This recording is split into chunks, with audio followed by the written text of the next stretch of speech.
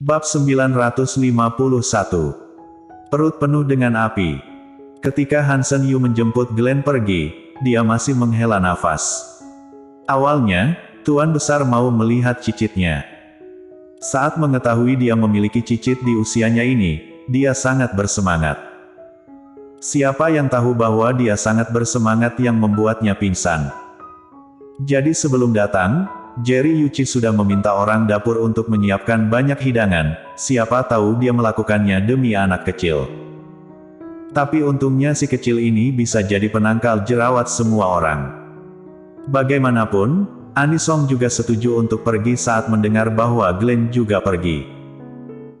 Golden Ye tahu bahwa Gita sakit dan Audrey Han merawatnya, mengernyit dan tidak setuju dengan tindakannya. Audrey Han terus mengatakan tidak apa-apa, tetapi Golden Ye bergegas menggendongnya kembali ke kamar. Turunkan aku. Jika aku tidak merawatnya saat ini, siapa yang akan menjaga Gita? Dia demam. Golden Ye menempatkannya di kamar mandi.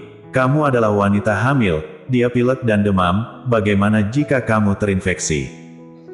Bisakah kamu minum obat dalam keadaanmu saat ini? Audrey Han, aku tidak mudah terinfeksi. Apakah kamu pikir aku tidak tahu seberapa buruk kebugaran fisikmu? Golden Ye menyipitkan matanya dan mendorongnya ke kamar mandi, mandi dulu dan bersihkan tubuhmu. Adapun temanmu, aku akan langsung menelepon dokter keluarga untuk mengurusnya. Awalnya, Audrey Han ingin menghentikannya, tetapi setelah mendengar kata dokter, dia langsung menjadi tenang. Dokter jauh lebih profesional daripada dia yang tidak tahu apa-apa. Jika ada dokter yang merawat Gita, apalagi yang bisa dia lakukan? Audrey Han tidak berdebat dengan Golden lagi, tetapi tidak bisa menahan diri untuk tidak berkata, kalau begitu aku mandi dulu, jangan lupa untuk menjemput Glenn nanti. Golden mengangguk, ya. Setelah berbicara, dia berbalik untuk mengambil pakaiannya kemudian pergi. Setelah menutup pintu, Golden Ye memanggil dokter keluarga Yuchi. Dokter keluarga mengenalnya dengan sangat baik. Alasannya adalah Golden mengalami luka yang sangat serius saat sadar. Dokter merawat lukanya setiap hari. Seiring waktu, dia dan dokter menjadi akrab. Setelah panggilan telepon, dokter bergegas dengan cepat. Arthur Xiao membawa orang itu ke kamar Gita, dan kemudian pergi bersama Golden Ye. Audrey Han, yang sedang duduk di sofa dan membaca koran, mau tidak mau bertanya ketika dia melihat perilaku Golden Ye. Apa yang mau kamu lakukan? Mendengar, Golden Ye berhenti sejenak, menoleh dan menatap pria yang seharusnya disebut kakak ipar di depannya, matanya sedikit tidak wajar. Pergi untuk memesan hotel. Audrey Han mengangkat kelopak matanya sedikit, hotel bisa dipesan secara online. Implikasinya adalah tidak perlu terburu-buru. Saat orang bijak berbicara, meskipun dia tidak mengatakannya dengan jelas, tetapi setelah Golden Ye mendengarkan kata-katanya, dia sedikit menyipitkan matanya dan menatap Audrey Han, bahkan Arthur Xiao yang berada di samping menatap Audrey Han lebih banyak. Apakah dia sudah mengetahuinya? Memikirkan hal ini, Golden Ye tersenyum dan langsung menunjukkan pikirannya sendiri. Aku punya sesuatu untuk dilakukan, mohon kakak ipar menjaga Audrey. Audrey Han. Kakak ipar itu membuat bibirnya bergerak seolah-olah berkedut. Setelah beberapa saat, kembali normal. Dia membolak-balik koran di tangannya dan tidak mengatakan apa-apa, menatap koran dengan serius.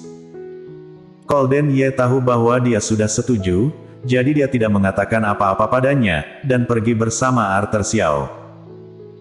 Setelah Audrey Han mandi, dia menemukan bahwa hanya Audrey Han yang tersisa di ruang tamu. Setelah memanggilnya, dia langsung pergi ke kamar Gita. Dokter sudah merawat Gita di dalam, dan ketika dia melihat Audrey Han datang, dia menyapanya. Keduanya menjadi akrab dengan identitas satu sama lain dalam beberapa kata. Setelah beberapa saat, Audrey Han bertanya, "Dokter, bagaimana kondisi temanku? Apakah demamnya parah?" Dokter mengangguk, "Ya, agak kepanasan. Cuacanya terlalu dingin. Dia harus memperhatikan kondisi tubuhnya." Kalau tidak, demamnya terlalu parah hingga membuat paru-parumu terbakar. Kalimat terakhir sangat menakutkan Audrey Han. Dia memang pernah melihat orang demam hingga paru-parunya terbakar, tapi itu demam yang sangat serius, Gita seharusnya tidak seserius itu. Lalu bagaimana kondisinya sekarang? Kapan demamnya akan mereda? Dokter membereskan barang-barangnya, dia tidak terlalu serius, demamnya akan segera mereda, tetapi dia terus berbicara omong kosong. Audrey Han melirik Gita dan tidak mengatakan apa-apa. Setelah berdiri sebentar, dia merasa tidak ada yang bisa dia bantu, jadi kembali ke kamar. Saat melewati ruang tamu, Audrey Han tidak bisa menahan diri untuk berhenti dan melirik Andri Han. Dia ingat apa yang Arthur Xiao katakan padanya. Ada banyak hal yang ingin dia tanyakan pada Andri Han, tapi apa yang terjadi setelah dia bertanya? Ada apa? Memperhatikan bahwa Audrey berhenti dan menatap dirinya sendiri, Andri Han meletakkan koran di tangannya dan mendongak untuk bertanya padanya.